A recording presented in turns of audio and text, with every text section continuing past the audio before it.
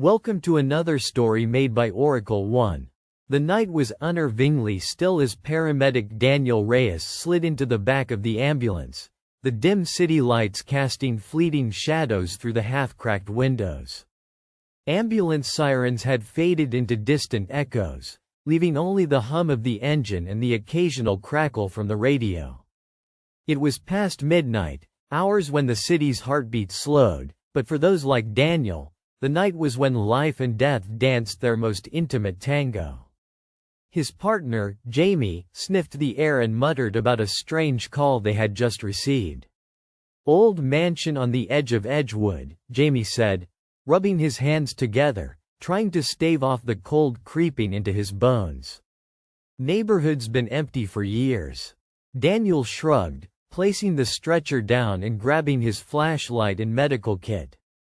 The spot they arrived at was a towering, decaying manor, its once grand facade now blackened by time and neglect. Ivy clawed up the cracked walls, and a faint fog curled around broken windows, giving the place an almost spectral glow. A woman standing near the front, fractured in fear and shock, pointed shakily toward the back hallway. "It's my father," she whispered, voice trembling. He collapsed. "Please help." Daniel's years of training kicked in instantly. He moved fast but careful, calling for Jamie to stay outside and keep the radio on.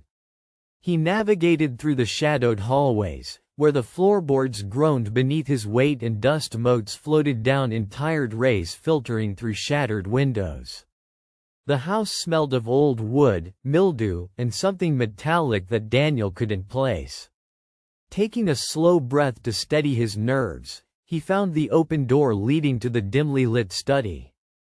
There, slumped in a high-backed leather chair, was the old man. His skin was pale, almost waxen, his breath absent, chest unmoving. Daniel approached, snapping on the flashlight and letting its beam fall across the man's face. The paramedic recognized the unmistakable signs: no pulse, no breathing, no response, yet something was off. As Daniel crouched beside the chair, his eyes locked onto the man's recessed, glassy eyes. They were still open, but more disturbingly, they seemed to follow Daniel wherever he moved. A chill ran down Daniel's spine, as if unseen fingers traced his nerves. He shook his head, blaming fatigue and the eerie setting. "Eyes can do that in low light," he told himself. Still, his gaze returned to the man's haunting stare. The room felt suddenly colder. The metallic smell grew stronger. Daniel snapped open the man's wrist and searched for a pulse. Nothing. He tilted his head back to open the airway and tried to listen for breath. 0. He checked the carotid pulse, no movement there either. Protocol would dictate notifying the coroner, and the woman would have to be told her father was gone. But Daniel hesitated, drawn inexplicably to those eyes. A faint movement caught his attention, like a barely perceptible flutter under the man's eyelids. His heart rate spiked. Maybe, just maybe, there was still life trapped inside that cold shell. Without fully understanding why, Daniel began CPR. His hands struck the chest in steady rhythm, the hollow sound echoing in the stillness. Seconds blurred. Minutes passed. Jamie called in over the radio, breaking Daniel's concentration. "Anything? Status update?" "I don't know," Daniel admitted in a low voice that betrayed his growing unease. "The man appears dead, no pulse, but his eyes, they're following me." Jamie's laugh was grim. "You sure you're not losing it?"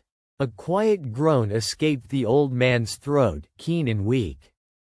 Daniel leaned in, feeling adrenaline flood his veins.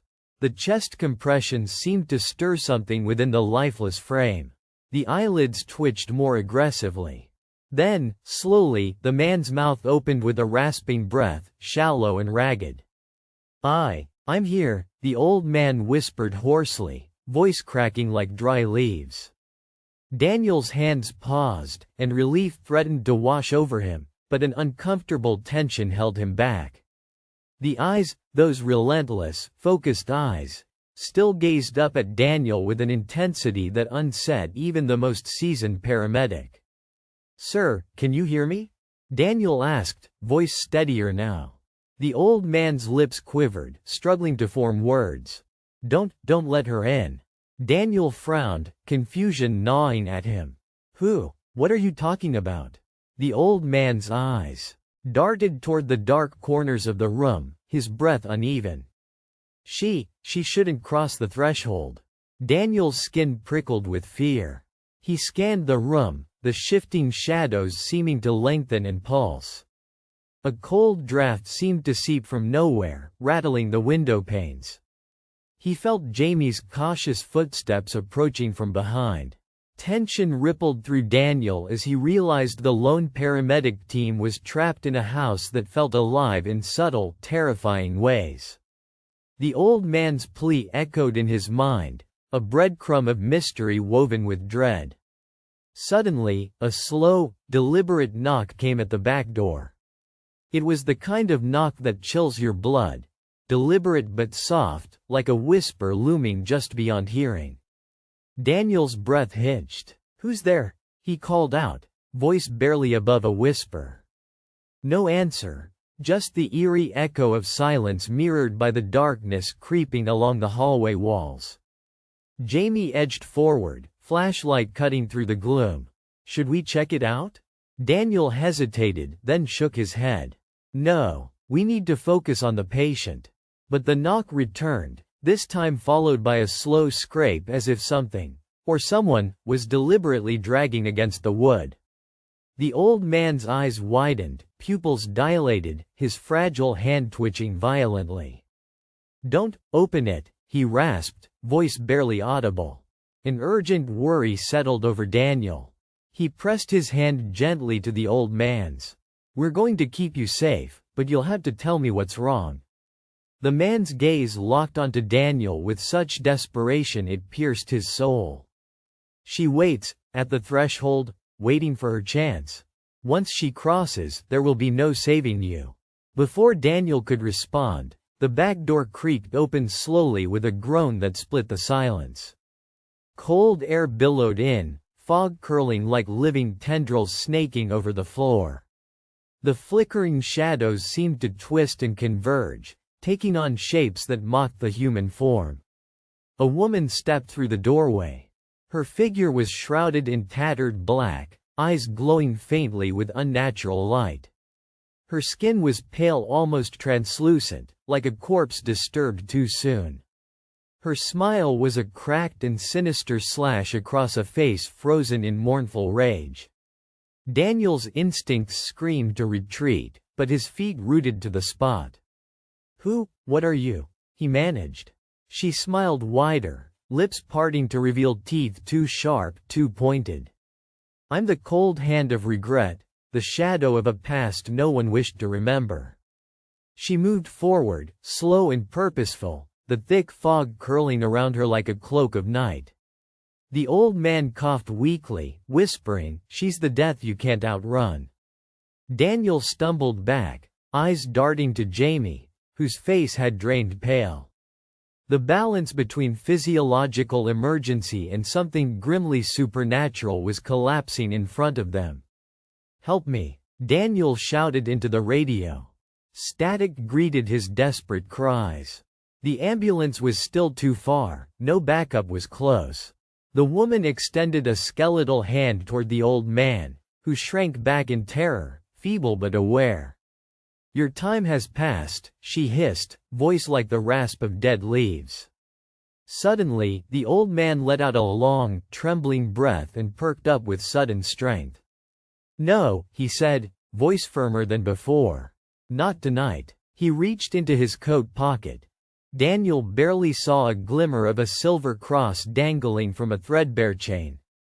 The woman recoiled with a screech, retreating a step, the fog swirling violently around her. Daniel seized the moment and grabbed the old man, hoisting him gently onto the stretcher. The woman's eyes blazed with fury, but she did not cross the threshold any further. Jamie joined them rapidly, slamming the back door shut, locking it with trembling hands. The fog vanished like smoke upon impact. Silence slammed back into the room, thick and suffocating. As Daniel loaded the stretcher into the ambulance, the old man clutched the cross tightly and whispered, "She hunts those tied to this house, those unable to leave their sins behind." The drive away from the mansion was fraught with tension.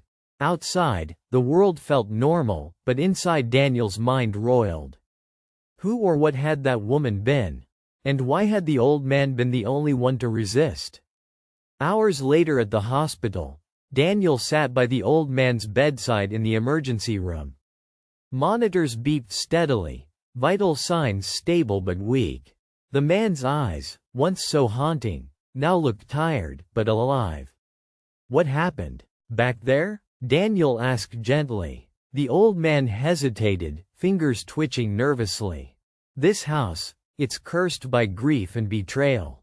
My family buried dark secrets, and we never left this place or passed behind. She is the manifestation of our guilt, a specter born of the pain no one dared confront." Daniel pressed, "Who is she?" "My sister," the man said, voice cracking. "She died in that house years ago, betrayed. And now her spirit refuses to rest, until those who remain answer for what they did." Daniel's mind raced, connecting the dots.